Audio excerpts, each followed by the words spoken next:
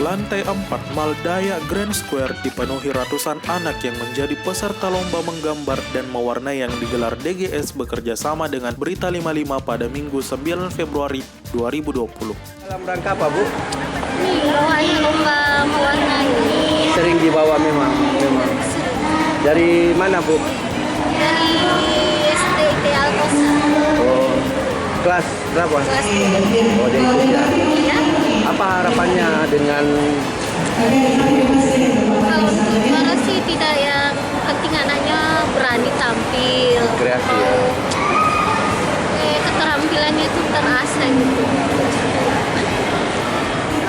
Siapa namanya? Ikut apa?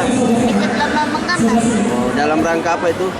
dalam rangka koran 55. 55 ya? Ya, Harapannya sering ikut ya? Ya. Bertanding? ya.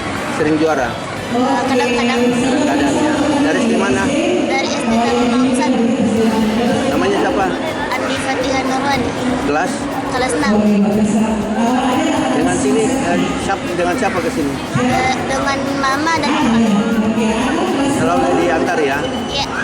Tercatat ada 21 hadiah diperebutkan oleh peserta gabungan TK dan SD tersebut.